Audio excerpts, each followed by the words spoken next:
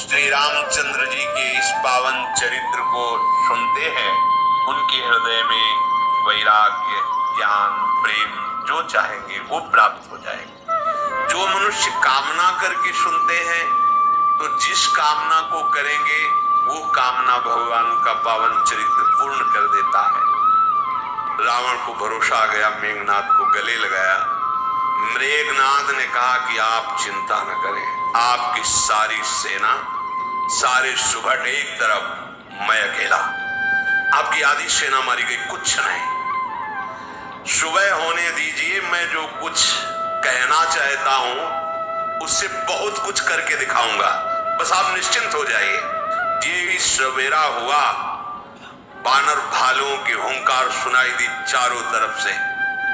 बानरों ने क्रोध करके किलकारियां मारी, नगर में कोलाहल मच गया। राक्षस लोग अस्त्र शस्त्र लेकर दौड़े और किले पर चढ़ गए।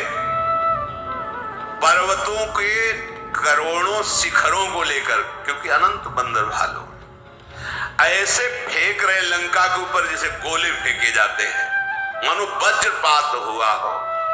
बड़े बड़े प्रलयकालीन जैसे राक्षस है, ऐसों को मार मार करके बानर भालू गिरा रहे। मेघनाद ने फिर देखा कि फिर वही विनाशकारी लीला इन बानरों की। बहुत क्रोध किया, बजाओ डंका, भी दिखाते इनको अपना बल। मेघनाद ने ललकारा कि इन बानर और भालुओं को भेजकर तुम कहां छुपे हो? अरे वो तपस्वी कहां हैं? राम, लखन और वो अपने को बड़े वीर कहने वाले सुग्रीव, द्विविद, नल, नील, ये सब कहां हैं? इन छोटे मोटे बानरों से मैं युद्ध नहीं करना चाहता। और वो कहां है जो मेरे पिता का द्रोही भाई विभीषण है? कहां है? ललकारा, मैं विभीषण को, इस दुष्ट को अपने हाथ से काटूंगा। मेघनाद ऐसा, और हर बानर भालू की खोपड़ी में 10-10 बाण मारे, केवल प्राण नहीं निकल रहे। कोई सेना में ऐसा बकाया नहीं रह गया। मेघनाद की फुर्ती और अस्त्रों का संचालन गरजता जा रहा है, इनको क्या मारना। कहां है सुग्रीव, कहां है राम, लक्ष्मण, नील, नल, द्विविद, ये कहां है? हर बानर भालू को ऐसे 10-10 बाण। कोई भी ऐसा बानर भालू ने सो कपि भानु न रन मह देखा, कीने से जेहि न प्राण अवश्य, केवल प्राण रह गए। 10-10 सर सब मारे स्पर्श भूमि कपि वीर, सिंहनाद करि गर्जा मेघनाद बलधीर। कोई सीधे खड़े होने लायक नहीं रह गया। बानर भालू 10-10 बाण सबको मार के व्याकुल कर दिया और गर्जना की, कहां है राम, कहां है लक्ष्मण? हनुमान जी ने देखा कि ये तो फिर काल के समान पूरी सेना का संहार कर रहा है। एक बड़ा भारी पर्वत उखाड़ा, अंतर ध्यान हो गया, पर रथ, सारथी, घोड़ा सब चकनाचूर हो गए।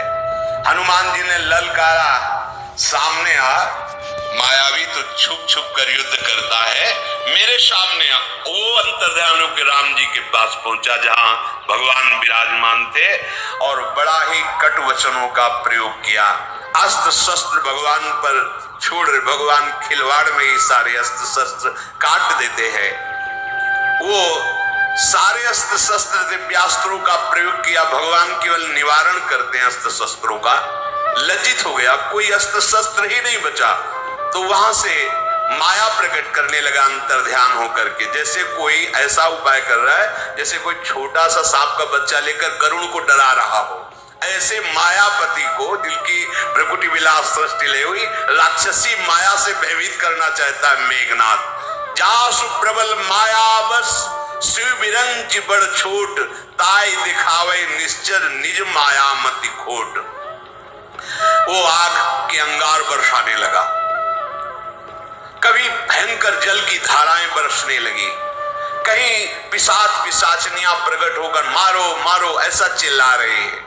कभी विष्ठा की वर्षा, पीप की वर्षा, खून की, हड्डियों की, ऐसे कभी धूल वर्षा, सब व्याकुल होने लगे। तो भगवान ने एक बाण संधान किया, सारी माया नष्ट हो गई। जैसे सूर्य प्रकट होते ही कोहरा नष्ट हो जाता है।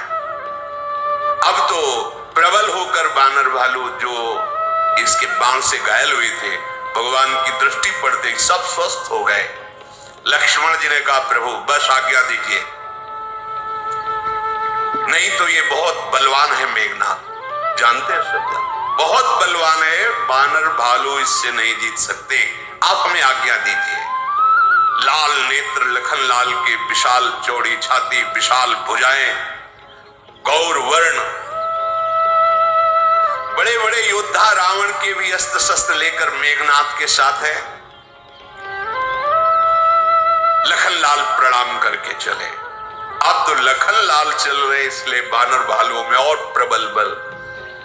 विजयशील बानर डांट कर, फटकार कर, उठाकर पटक देते, उन्हें मारते हैं। बड़ा कौतुक हो रहा है।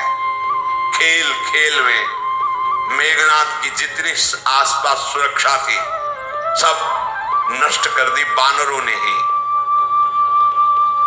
जैसे पलाश का पेड़ फूला हो, ऐसे वीर निशाचर दिखाई दे रहे बानरों की मार से।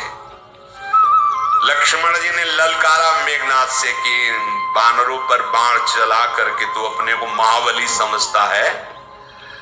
इधर मेघनाथ ललकार करके लक्ष्मण जी से युद्ध करने लगे। अनंत शेषावतार भगवान लक्ष्मण जी के आगे इस राक्षस की एक भी बात नहीं चल रही। भंजन कर दिया और ऐसे प्रहार करने लगे मेघनाथ पर, बस वो जान गया कि अब मैं मारा जाऊंगा, अब मैं बच नहीं सकता। लखन लाल के बाणों से इतना व्याकुल हो गया कि अमोघ शक्ति का प्रहार कर दिया। जो वीरों को यही शिक्षा दी जाती है, कुछ ऐसी अमोघ शक्तियां होती जब बिल्कुल प्राण निकलने को तभी इनका संधान करे। रावण सुत निज मन अनुमाना, संकट भयो हरि मम प्राणा। अब ये लखन लाल मेरे प्राण हर लेंगे अगर अगला बाण संधान के। सबको घायल करके मेघनाथ को भी घायल कर दिया। उसने अमोघ शक्ति वीर घातिनी छाड़ सी सांगी, तेज पुंज लक्ष्मण उर लागी, मूर्छा भई शक्ति के लागे, तब चली गयो निकट भय त्यागे। मेघनाद सम कोटि सत जोधा रहे उठाई, जगदाधार शेष किमी उठे चले खिसियाए। वीर घातनी नाम की शक्ति का संधान कर दिया, सीधे लक्ष्मण जी के छाती में प्रवेश कर गई वो शक्ति। लखन लाल जी मूर्छित होकर गिर पड़े। मेघनाथ भय छोड़कर उनके पास गया और लंका उठाकर ले जाना चाहता था रावण के पास। इधर वो एक तपस्वी को तो मार गिराया। मेघनाथ ने करोड़ों उपाय किए लेकिन भगवान शेष लखन लाल हिला भी नहीं पाए उनको। और भी वीर करोड़ों एक साथ लगे, क्योंकि बहुत बड़ी विजय थी। भगवान के प्रिय भ्राता लक्ष्मण जी को इस स्थिति में रावण के सामने पहुंचाना बहुत बड़ी विजय थी। हर प्रयास किया, कहां है? और जब ये मेघनाथ उठा रहा था, वीरों के साथ नहीं उठा पा रहा था, तब हनुमान जी पहुंचे, एक लात मारा, मेघनाथ गिरा। वो अपने आदमियों को लेकर हनुमान जी ने लखन लाल को ऐसे उठाया। जब पूछ ही रहे थे कि लखन लाल कहाँ है, तो देखा हनुमान जी की गोद में। हनुमान जी ने जे लखन लाल को प्रभु के समीप, अरे ये तो वीर घातनी शक्ति है, ये तो सुबह होते तक अगर औषधि नहीं मिली तो प्राण निकल जाएंगे लक्ष्मण के, इससे तो बचना असंभव है। जाम्बवान ने कहा प्रभु आप बिल्कुल सत्य कह रहे हैं, ये अमोघ वीर घातनी शक्ति है, एक ही है जो बचा सकता है, सुषेण वैद्य, और वो लंका में है, रावण के पक्ष का है। अगर वो आ जाए तो इसकी काट बता सकता है, अन्यथा लखन लाल का बचना तो असंभव लग रहा है। कोई ऐसा हो जो सुषेण वैद्य को ले आए। हनुमान जी ने कहा तुम बताओ भर, आज्ञा भर करो, क्या करना है मुझे बताओ। तो उनका जैसे भी हो मना करके सुषेण वैद्य को ले आओ। श्री राम जी के चरणों में सिर नवाया, सुषेण वैद्य के घर गए। कहा सुनो, आपको अभी चलना है रामादल। लखनलाल को वीरघातिनी शक्ति मेघनाथ ने मारी, आपको औषधि बताना। बोले मैं ऐसा नहीं कर सकता, क्योंकि मैं रावण का वैद्य हूं, अपने शत्रु पक्ष की औषधि नहीं कर सकता। उनका देखो, वैद्य के लिए कोई पक्ष नहीं होता। जो डॉक्टर है, वैद्य है, उसके लिए केवल मरीज की सेवा करना देगा। कौन सा मरीज है, किस जाति का मरीज है, कहां का मरीज, ये नहीं होता। वो सिर्फ मरीज को देखता है। आप तो वैद्य हैं, आपको ऐसा पक्षपात का भाव नहीं आना चाहिए, आपको चलना होगा। बोले अगर हम विचार भी करें चलने का तो इतने सुभट लगे हुए हैं, इस समय तो चढ़ाई हुई है, तो हर जगह जगह लगे हुए, मुझे जाने नहीं दिया जाएगा। बोले इस समस्या का समाधान तो मैं कर दूंगा, तुम किसी तरह सुबह होते होते तक उनको रोक लो। माथे में हाथ रखा हुआ, हम रोक लें। आप रोक पाए जब लंका जला रहा था? आप सोचो, महाराज नाराज, सुबह होते होते तक उनको रोक लो। माथे में हाथ रखा हुआ, हम रोक लें। आप रोक पाए जब लंका जला रहा था? आप सोचो, महाराज नाराज मत होना, आप हमसे कह रहे हो कि हनुमान को रोक लो। जब वो आपके सामने पूरी लंका को जला गया, अक्षय कुमार को मार दिया, और मुझसे कह रहे हो उसको अपनी माया के द्वारा रोक लेना। महाराज मेरी बात मानोगे? राम राम जपो बैठ के जाके, कह रहे भजी रघुपति करो हित आपना, जाओ वो ही तुम्हारा कल्याण करेंगे। हमारे पास हनुमान जी को रोक ले, हमारे पास मति गति नहीं। कितने सुंदर हैं राम जी। काली में कह रहा है, नील कंज तनु सुंदर श्यामा, हृदय राग लोचन अभिया। उनका चिंतन करो, काहे को तलवार खींची हुआ मोड़ मुझे उपदेश कर रहा है। अब तो समझ में आ गया, काली में मार डालेगा ये अभी, इसके हाथ से क्यों मरो, महाभागवत हनुमान जी के हाथ से मरो। तो अब मैं वही उपाय करूंगा, क्योंकि तलवार निकल आएगा। अब मैं वही उपाय करूंगा जिससे हनुमान जी को बल बुद्धि माया के द्वारा मैं रोक पाऊं। रावण चला गया।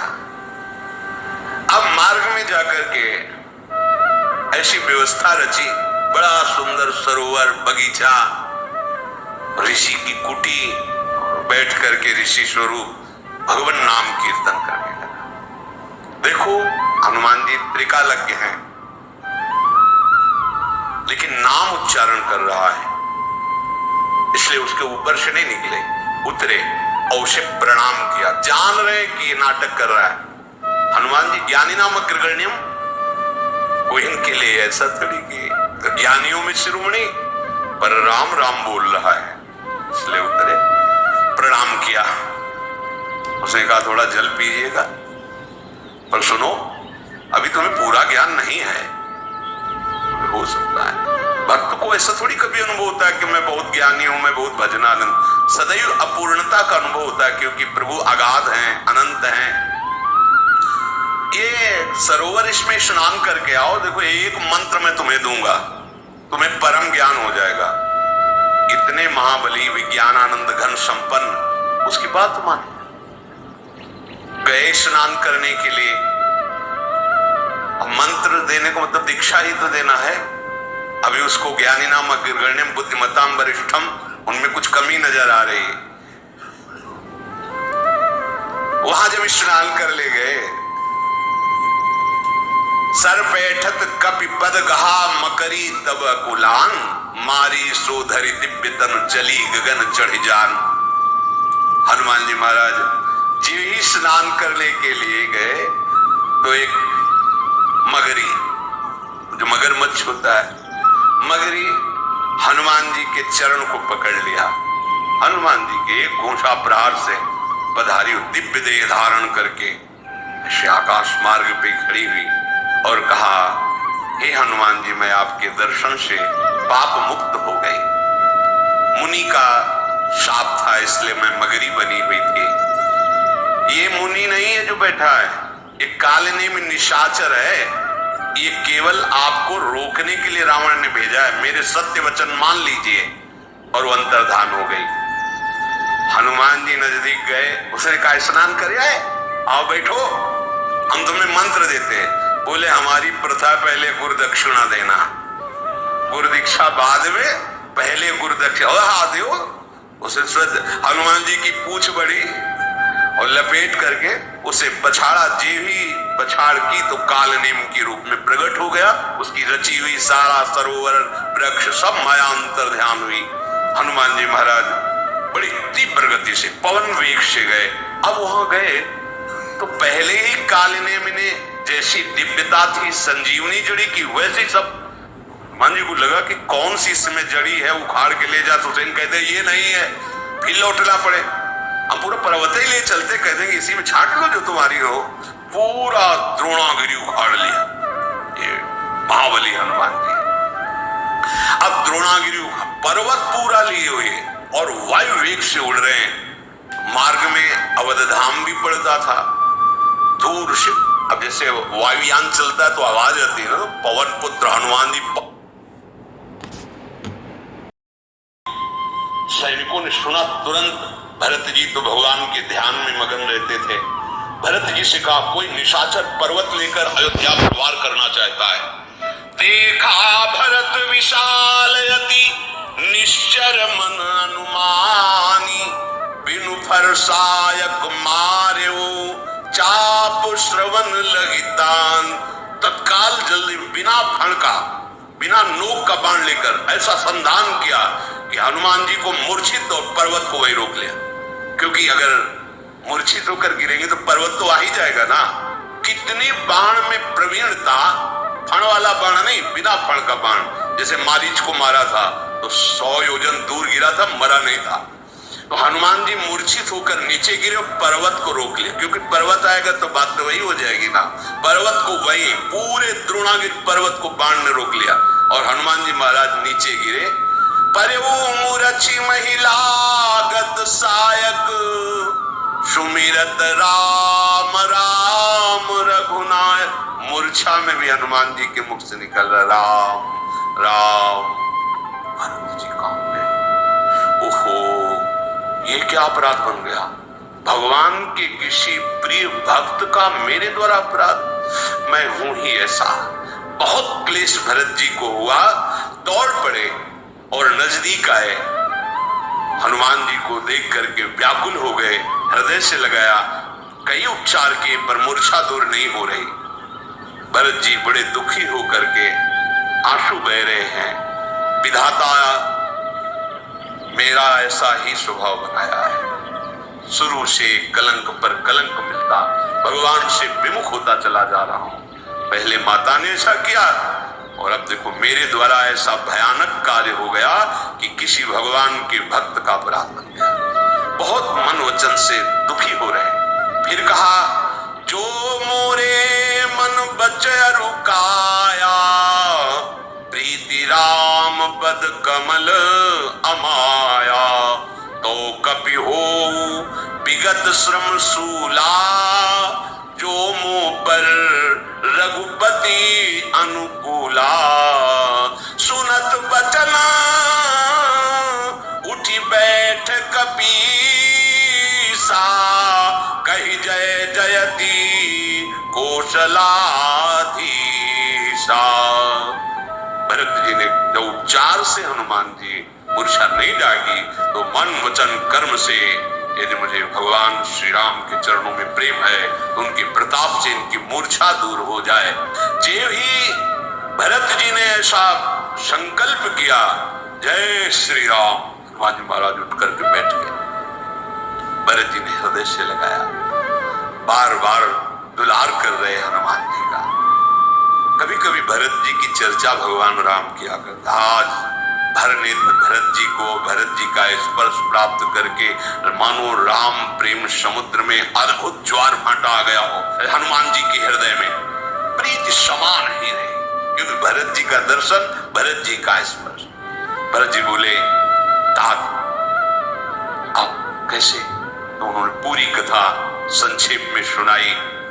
हनुमान जी की ये बातें सुन भरत जी को बड़ा दुख हुआ कि अरे जहां मुझे सहयोग करना चाहिए वहां मैं विलंब करवा दिया, मैं प्रभु के एक भी काम नहीं आया।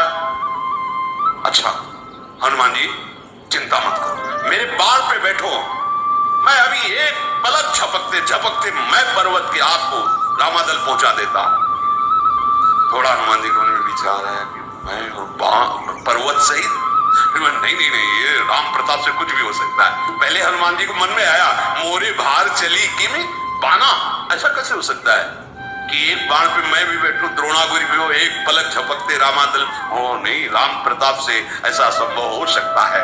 फिर हाथ जोड़कर कहा, नाथ आपका प्रताप ही हमारे लिए, बस आप आदेश कीजिए, मैं अभी चला, क्योंकि विलंब न हो जाए। भरत जी के चरणों की वंदना की। महाबाहो महाबली हनुमान जी पर्वत को लेकर के चल पड़े।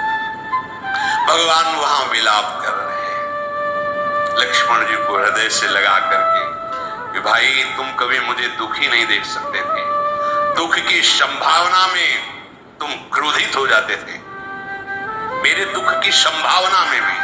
देखा ना, भरत जी जब मिलने आ रहे थे, अकेले शत्रुघ्न और भरत को भूमि पर बिछा दूंगा और चक्रवर्ती सम्राट महाराज दशरथ जी की सेना को दिखा दूंगा कि रामदास में कितनी सामर्थ्य है।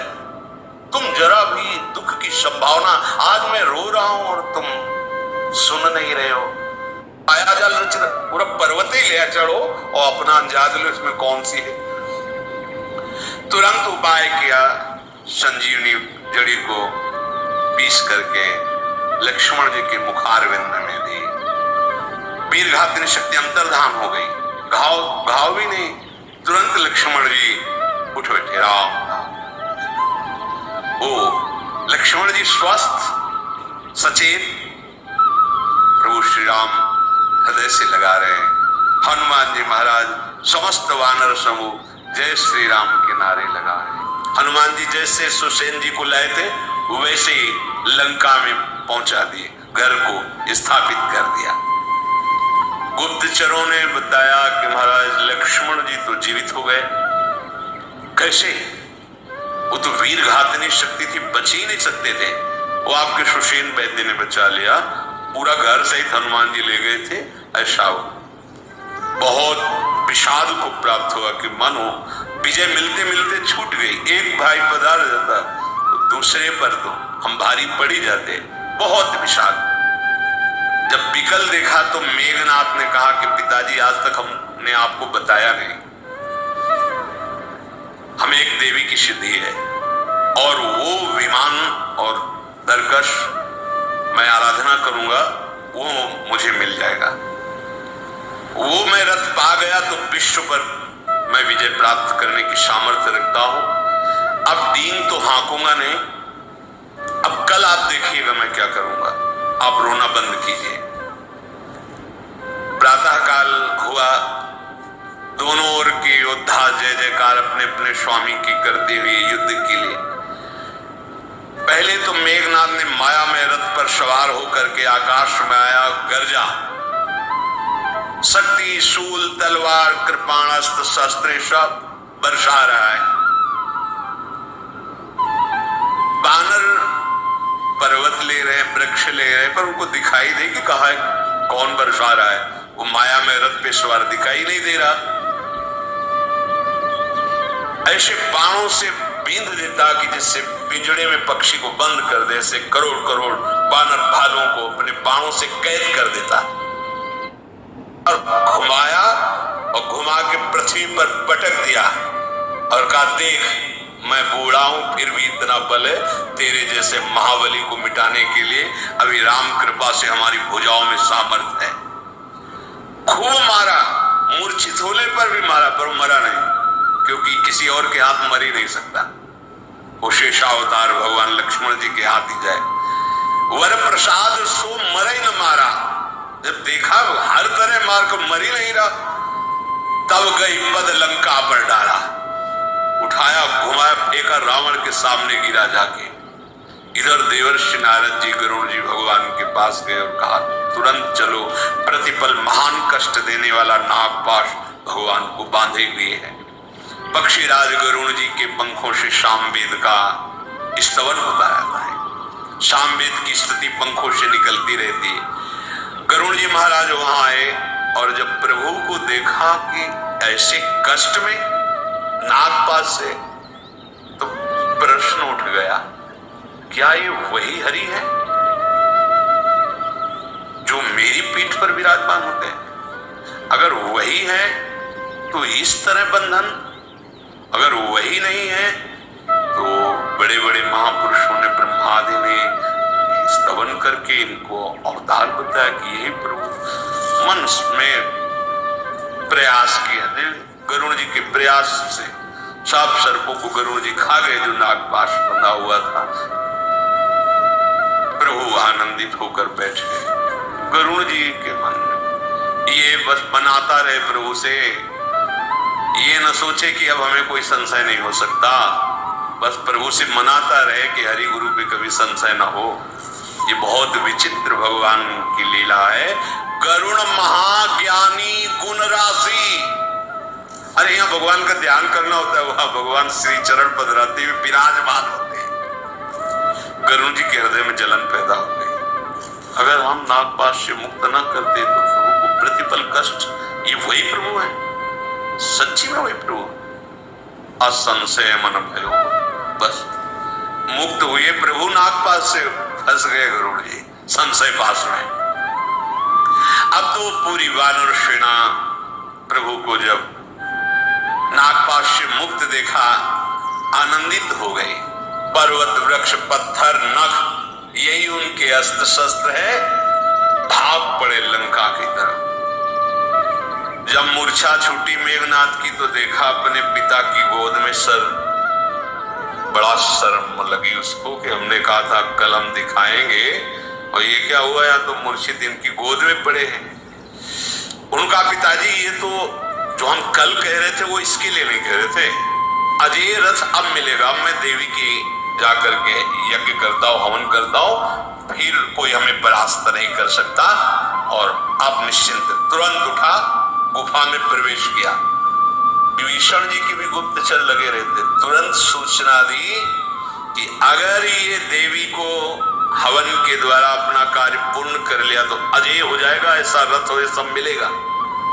ये दुष्ट महामायावी अगर उस रथ को प्राप्त कर लिया तो जीतना मुश्किल हो जाएगा। विभीषण जी ने भगवान श्री राम से कहा, प्रभु वही उपाय करो, इसका यज्ञ सिद्ध ना होने पाए। मेघनाथ फिर जीता नहीं जा सकता, प्रभु आप भी जानते हैं। रघुनाथ जी ने बड़ा सुख माना और अंगद जी आदि को बुलाया और कहा जल्दी जाओ यज्ञ को विध्वंस कर दो। लखनलाल से कहा जाओ, नहीं तो कोई शक्ति, उनको कोई शक्ति स्पर्श कर, फिर भी छोड़ा, प्रचंड शक्ति छोड़ा। लक्ष्मण जी ने दो टूक करके फेंक दिया। हनुमान जी युवराज अंगद क्रोध करके मेघनाथ पर चोट करने लगे। सब एक साथ प्रहार करते हैं, काल की तरह भयंकर होकर सबको पीड़ा पहुंचा रहा, कोई फर्क नहीं पड़ता मेघनाथ के ऊपर। लक्ष्मण जी ने भयानक बाण छोड़े, जीवी देखा लखनलाल के वज्र के समान ये बाण है, अंतर्ध्यान हो गया, कई रूपों में हो गया। ये कोई भजन की सिद्धि नहीं, कई रूपों में मायावी राक्षस कई रूपों में हो गया, कई रूपों से युद्ध करा। कौन सत्य मेघनाथ है पहचानना मुश्किल है, कभी प्रकट हो जाता, कभी छिप जाता, कभी बहुत रूपों में हो जाता। डर गए वानर भालू सब। लक्ष्मण जी ने कहा कि तुम डरो मत, बहुत खेल हो चुका, इस पापात्मा का मायामय खेल में बंद करना जानता हूं। कौशलापति श्री रामचंद्र जी का स्मरण करके लखनलाल ने बाण का संधान किया। वो अमोघ बाण सीधे उसकी छाती पे लगा। जे भी वो बाण छाती पे लगा, देखो अंतिम समय क्या बोल रहा है, रामानुज कहा राम कहा अस गई छाड़ सी प्राण, धन्य धन्य तव जननी कहे अंगद हनुमान।